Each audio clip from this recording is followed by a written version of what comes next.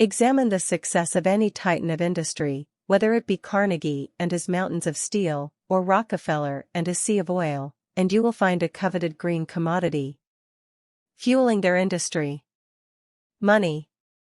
And in the 1800s, one man controlled more of it than any other: John Pierpont Morgan. To understand the vast scope of Pierpont's influence, we must first rewind to a time long before America was an economic powerhouse with a $21 trillion GDP. It's all too easy to forget that America was once an emerging market, one that, not too long ago, was almost entirely dependent upon British capital. So, without further ado, let's explore the story of how a combination of timing, genius, and connections made J.P. Morgan the most powerful man in the history of American finance.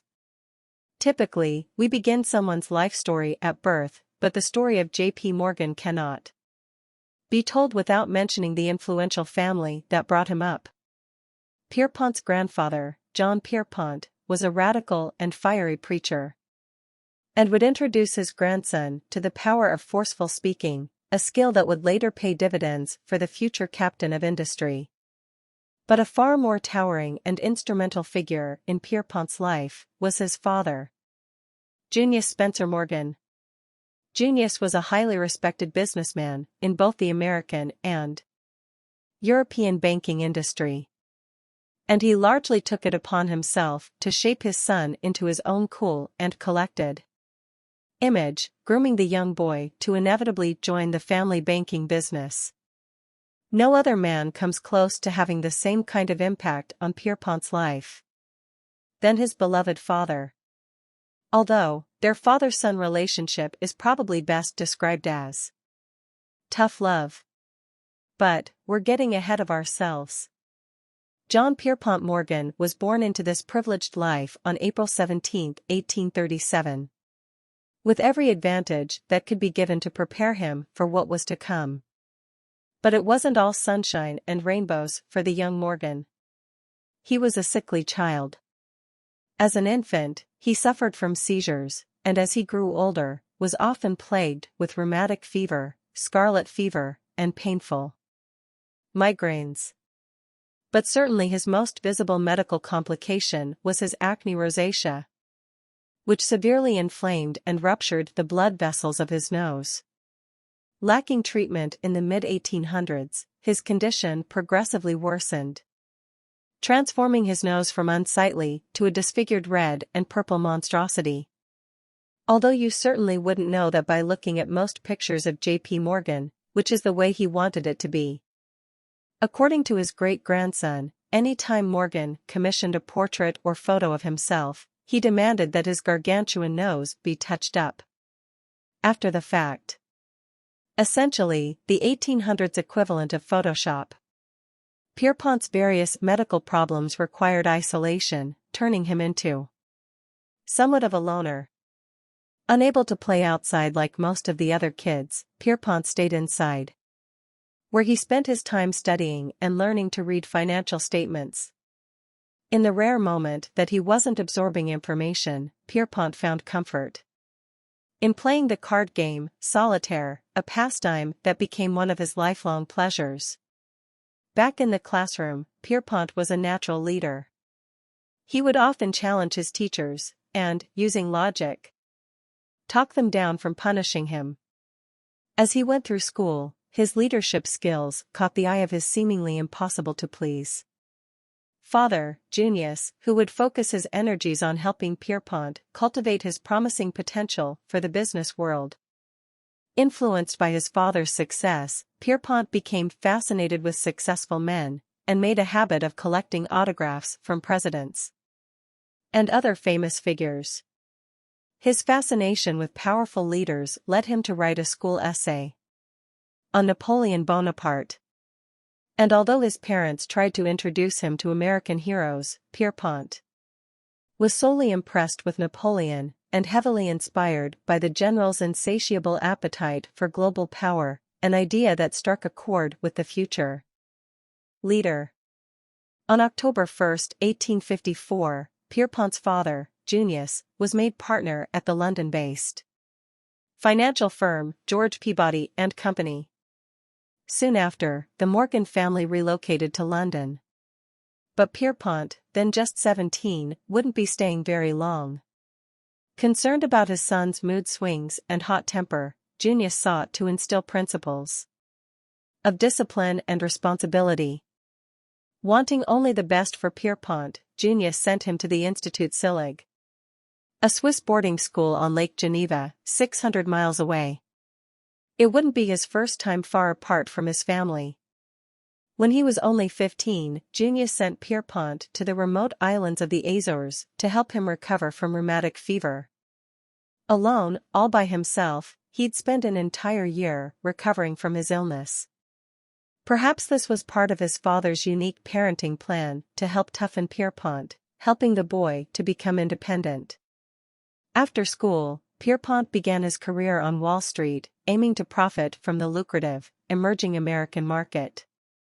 With the help of his father, Pierpont secured a starting position as an unpaid clerk with a small banking firm in New York. One of his chief responsibilities was providing overseas intelligence to his father in London, sending the latest American economic and political updates.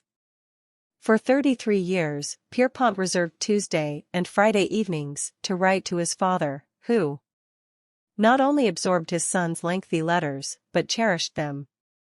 With his new position on Wall Street, Pierpont gained invaluable first-hand experience in the business world. But his tireless ambition soon outgrew that small firm and in 1861 started his own company, J. Pierpont Morgan and Company. One of the dividends of working in the banking industry was Pierpont's introduction to New York's elites, allowing him to mingle with those of high society.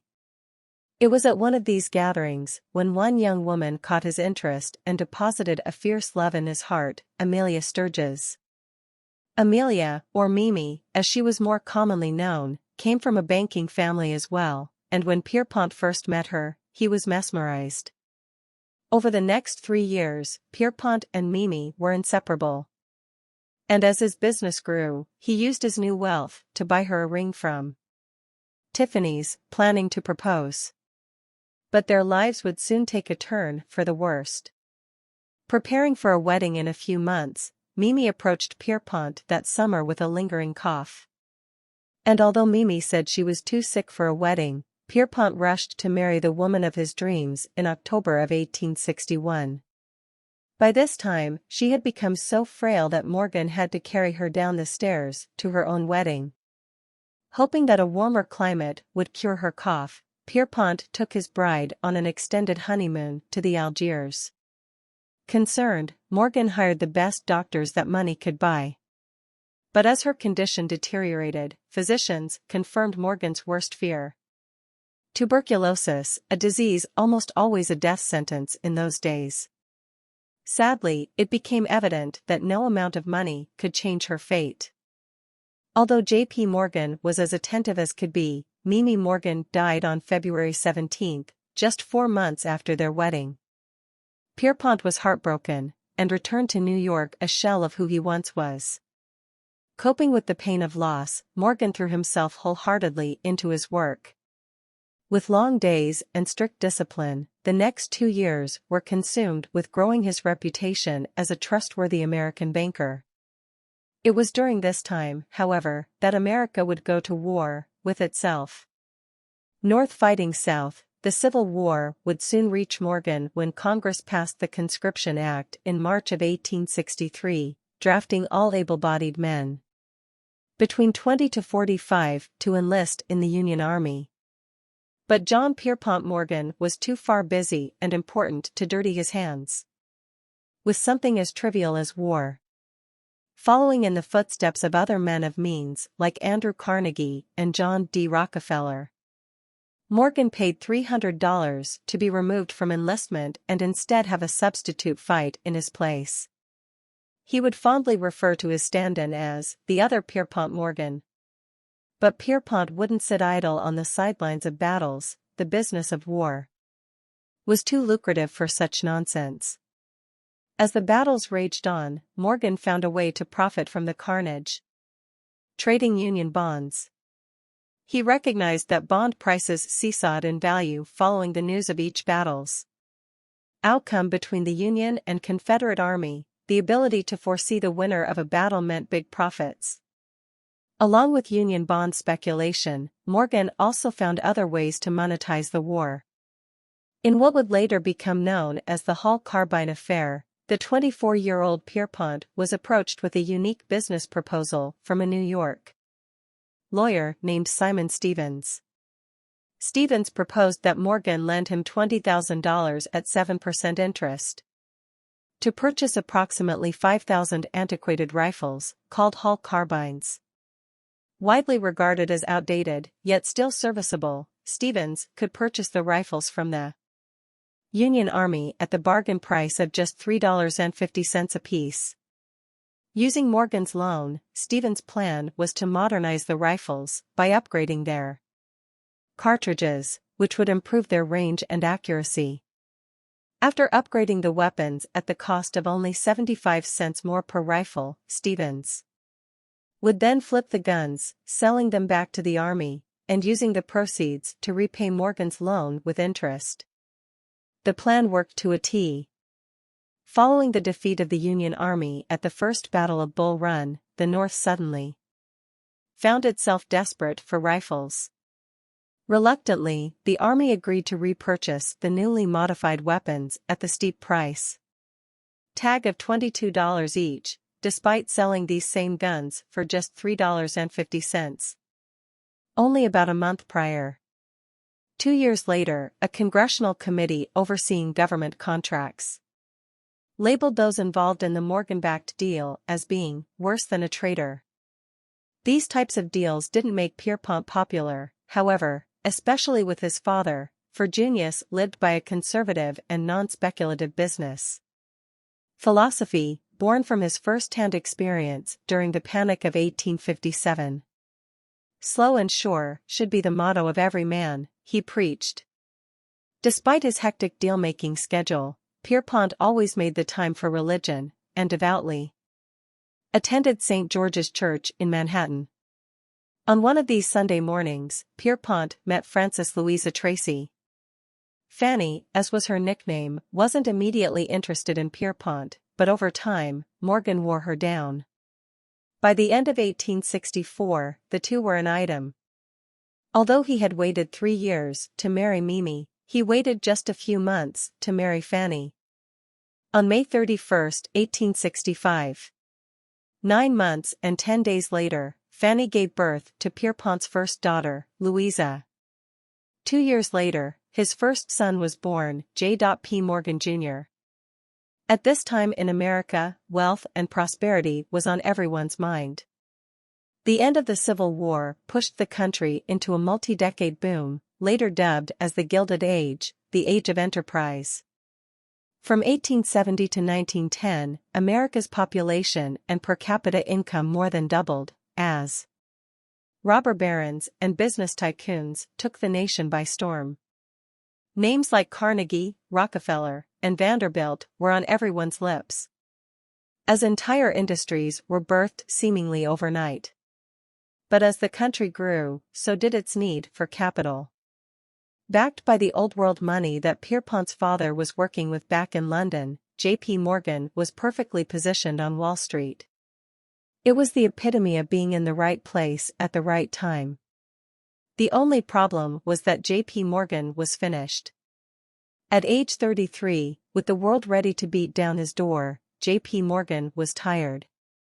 It looked like retirement was the only option for him to cure his weary body.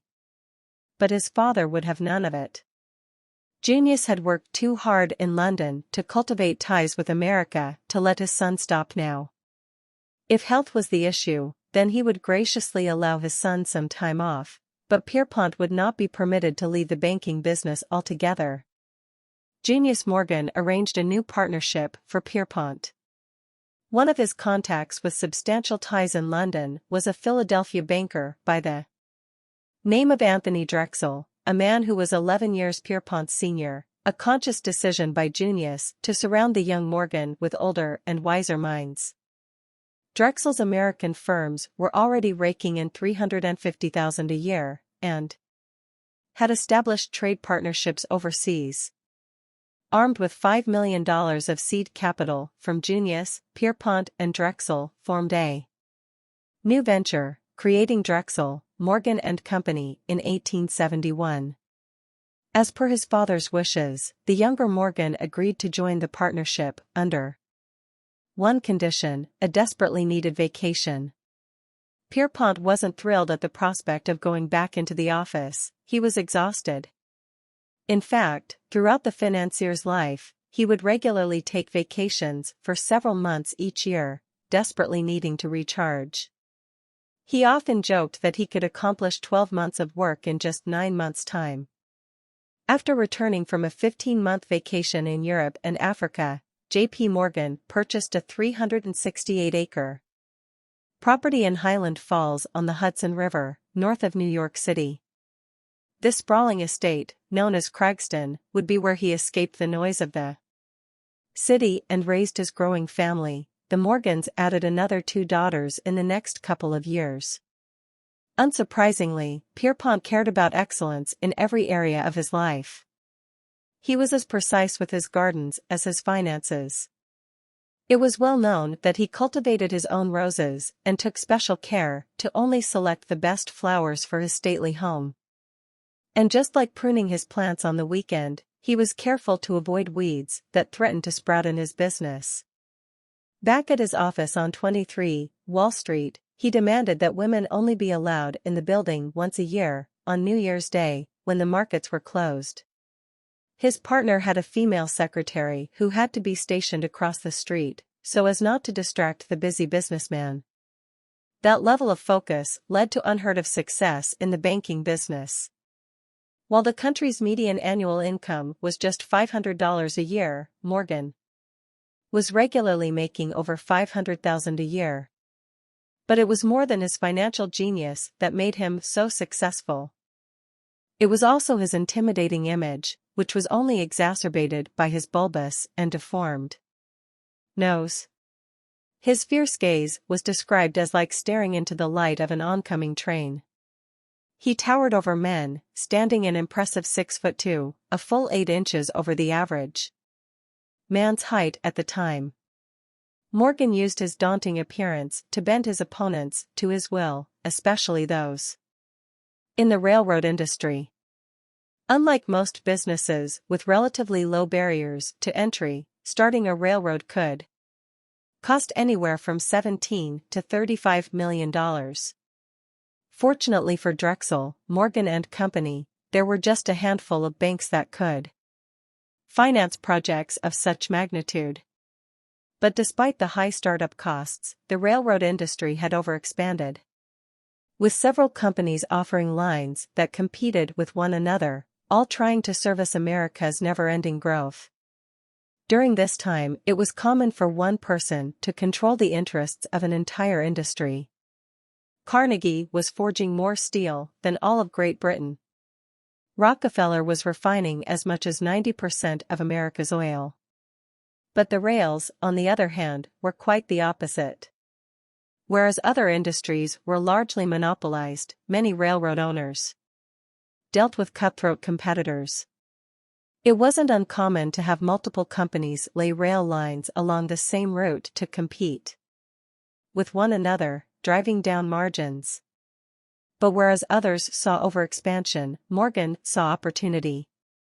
Instead of passively owning stock in railroad companies, Morgan would play an active role in the corporate management of rails he invested in. By taking a position in a company and joining its board of directors, Morgan could reshuffle the company's leadership and then direct the company the way he saw fit. The practice grew so popular that it later became known as Morganization, although today, we know it as activist investing. It was said that, despite serving as a director on many boards, the true chairman was always wherever Pierpont sat. On one rare occasion, when a railroad president challenged his leadership, J.P. Morgan responded, "Never forget, your railroads belong to my clients." Over time, Pierpont gained an unparalleled reputation as an honest and forthright dealmaker. And at a time when government regulatory agencies didn't exist, he was known as the sheriff. In the Wild West of trains, having Morgan on your board was a deterrent, one that would cause corporate raiders and robber barons to think twice about attempting a hostile takeover. Brokering larger and larger deals, Morgan perfected the art of consolidation, as his growing reputation helped to attract even more business for his firm.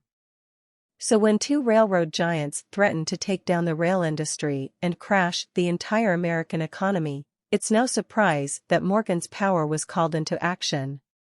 But the scale of this deal required Pierpont to set the stage in a way that had never been tried before. The stakes could not have been higher. If you've ever heard the phrase work hard, play hard, it was lived out with J.P. Morgan. Although he spent long hours in the office, he exercised just as much effort in his leisure time. In 1882, J.P. Morgan joined the New York Yacht Club and purchased a 185-foot iron yacht, which he called the Corsair. He often used the vessel to commute to and from work in the city, so that he wouldn't be tied down by the rail schedule. In luxurious fashion, Pierpont also hosted extravagant parties as he cruised up and down the Hudson. Although the Corsair was mainly used for pleasure, its staterooms would serve as the eccentric boardroom for Morgan's next meeting. Two of the largest railroads in the country, the Pennsylvania and the New York Central, were battling each other at every turn, with their margins growing thinner by the day. But what these companies didn't realize was how their territorial wars were affecting the American economy. British investors, who had sunk $1.5 billion into the industry, nervously watched as the railroads edged ever closer to bankruptcy. Before long, the British were quickly pulling money out of U.S. rail stocks at the concerning rate of $25 million a year. This was particularly dangerous, considering railroad companies consisted of over two-thirds of America's publicly traded companies at the time. If the two railroads collapsed, the domino effect could have a catastrophic impact on the infant American economy. J.P. Morgan devised a daring plan that required agreements on both sides of the tracks, but neither rail president looked ready to concede. So Morgan invited both of them to come aboard the Corsair, where they sailed the Hudson River, debating the details of Morgan's ambitious proposal. In his typical unconventional and controlling style, Morgan refused to dock until both parties agreed to his terms, effectively holding the railroad presidents hostage. In the end, they wearily agreed to stay out of each other's territories. This landmark victory became known as the Corsair Pact. For Morgan's help in brokering the transaction, he was generously rewarded with a $100,000 commission along with $1 million profit on his rail bonds. A few years later, on April 8, 1890, Morgan's father, Junius, tragically passed away in a carriage accident. And while his father's death was awful news, it wasn't entirely negative, as Pierpont inherited the lion's share of his fortune, totaling $15 million. Although painful for Pierpont, it was also, perhaps, liberating. With his father gone, Morgan was now free to invest and spend how he wanted, finally enabling him to step out from his father's overcasting shadow. Overnight, J.P. Morgan's wealth more than doubled. His first order of business was to immediately purchase an even bigger yacht, which he very creatively named the Corsair II. When asked about the cost of building such a mega yacht, legend has it that the banker answered, "If you have to ask, you can't afford it." Few prices in life were too high for J.P. Morgan. The opulent new Corsair II spared no expense, boasting real fireplaces, unique fine china, oak paneling, full-size tubs, and central heating. The yacht would cost him $100,000 a year in maintenance alone. Despite the steep price, Morgan considered it well worth the investment, allowing for a true escape from the office and the bombardment of telegrams. And although Morgan had plenty of cash to keep himself afloat, the market would soon poke holes in his business. Enter the gold panic of 1893. At the time, the US dollar was tied to the gold standard, which allowed for anyone to convert their paper money into physical gold. Because notes like the $20 or $100 bill were essentially thought of as vouchers for gold, the government always kept a minimum reserve of $100 million worth of gold coin and bullion. It wasn't a legal mandate, but keeping it above that line meant the public still trusted the government. But in February of 1893, the government's reserves plunged well below the $100 million mark as European investors exchanged their U.S. currency for the precious metal. The run on gold sparked widespread panic as people began to ask themselves, if the U.S. government ran out of gold, would paper money really be worth anything? And as the country's reserves drained out in a steady flow, banks and businesses began to fold around the country, seemingly in unison. With millions now unemployed, major corporations turned to the same institutions that helped them in the first place, the bankers of Wall Street. But the bankers had their hands full, especially J.P. Morgan. His darling industry, the rails, were collapsing, with 192 lines declaring bankruptcy in 1 year alone. Eventually, a third of all train tracks in America would be shuttered, impacting the entire economy from coast to coast. The people of the time would call this period the Great Depression, a name that wouldn't be redefined until 1929. Soon, J.P. Morgan would once again prove why he was known as the American Napoleon, as he turned his mighty will to the problem at hand. His reputation as a great consolidator would prove him to be the right man for the job. Intuitively, he knew that merging the railroads was their only chance at survival, a move which left many wondering if the banker held too much power over this great American industry. But when railroads came to him for help, he would refuse, unless he was given full control. This wasn't the time for waiting around, as all great businessmen know, this was a time for decisive action.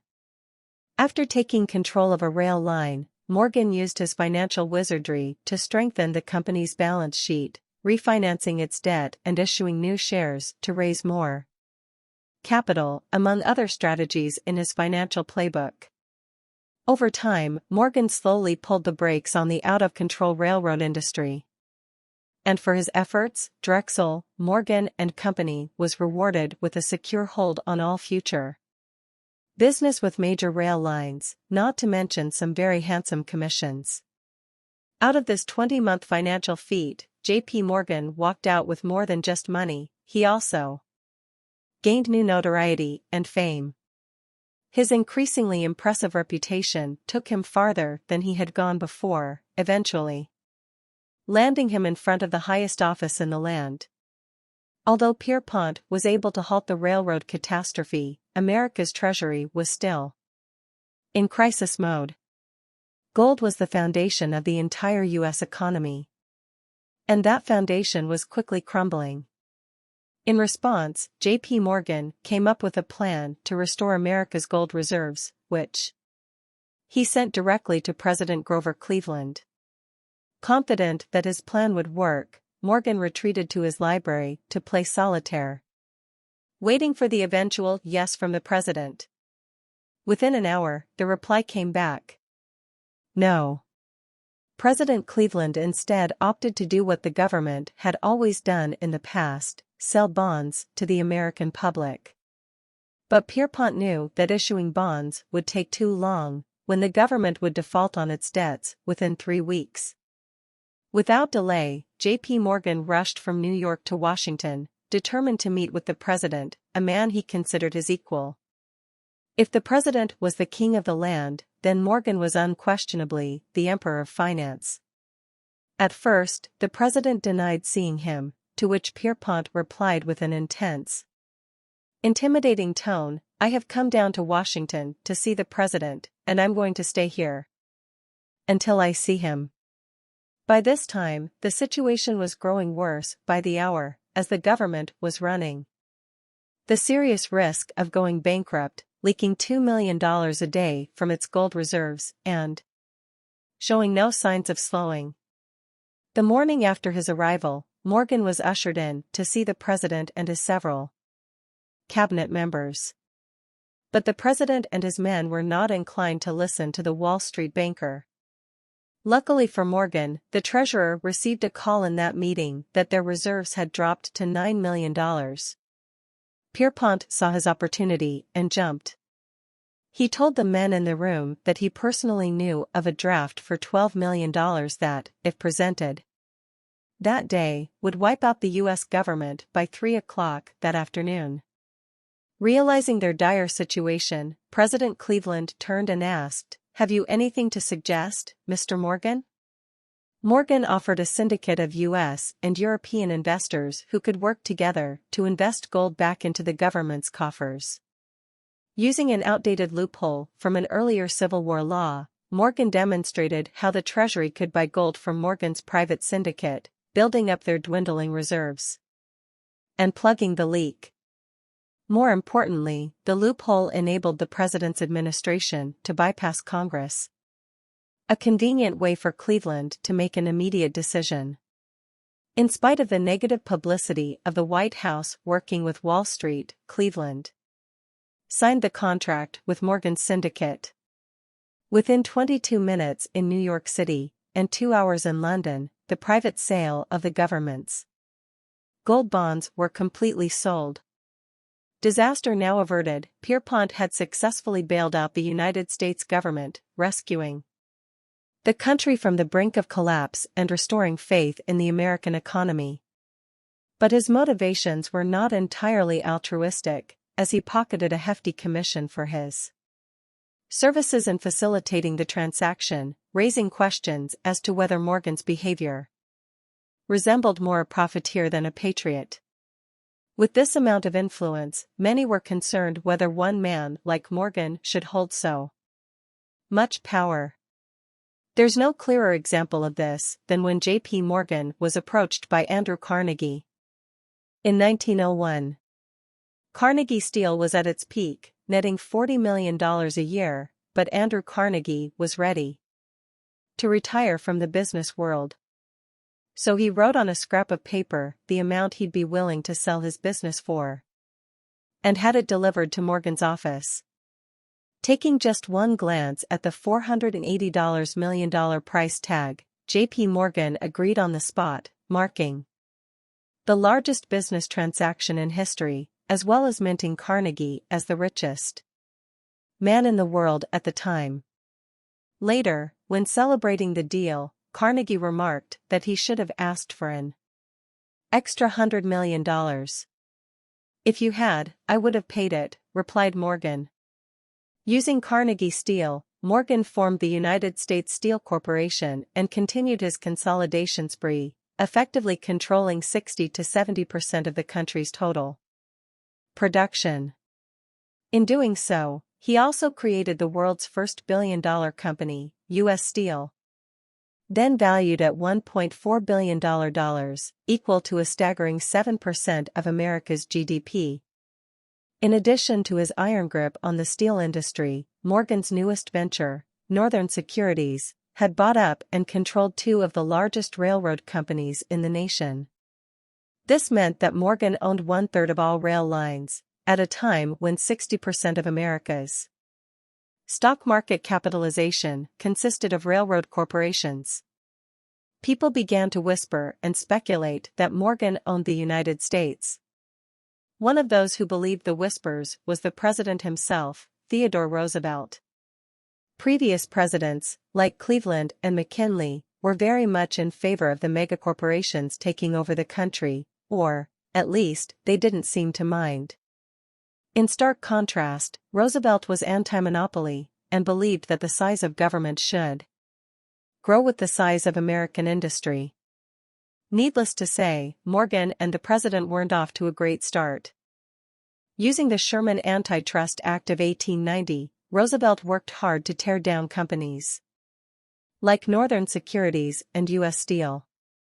At a time when there were no problems with politicians receiving bribes from big business, like free rail passes, President Roosevelt was resolutely against those old-world practices. Roosevelt saw J.P. Morgan as part of the problem with America's bumpy economy. The president did not want giant corporations to go unchecked. Morgan and his Northern Securities would be Roosevelt's example to the whole world. Without consulting his presidential cabinet, Roosevelt publicly declared that Northern Securities was being investigated for illegal acts under the antitrust law. And for the second time in his life, Morgan rushed over to the White House demanding to see the president. He claimed that he should have been given time to fix the problem and warned before this hasty move. "That is precisely what we did not want you to do," replied Roosevelt. Eventually, Northern Securities would be broken up in 1904 as the Supreme Court overturned Morgan's appeal. J.P. Morgan resented the government's intrusion into big business. Upon hearing that President Roosevelt was traveling to go hunting in Africa one year, Pierpont remarked, "Good. I hope the first lion that meets him does his duty." Although the two did not see eye to eye, President Roosevelt, or Teddy, as he was also known, had to admit that Morgan possessed a talent for repairing entire economies. This talent would be tested again in 1907, when the stock market panicked after the failure of the United Copper Company, which pulled down the entire mining industry with it, along with 2 brokerage houses and a bank, all within one weekend. As it happened, the stock market panicked again and a bank run ensued. One of the strategies used for slowing the drain of capital from the nation's banks was to have the tellers count money slowly, as customers rushed to withdraw their money, purposefully dragging out each encounter with depositors. Perhaps this played a role in making the lines so long in the historic bank run photos we know today. If the public continued pulling money out at the same time, the ramifications would be felt for years. President Roosevelt would need to set his differences aside, as he knew there was only one man who could solve this: Pierpont Morgan. His administration called for Morgan to step in, extending $25 million of government funds to be used at Pierpont's disposal. Amidst the crisis, John D. Rockefeller offered half of his personal fortune to Morgan if it would help save the country from a depression. Just like the business conducted on his yacht, Morgan had to set the stage. He arranged for heads of the nation's largest banks and trusts to meet in his private library to work together to solve the national crisis.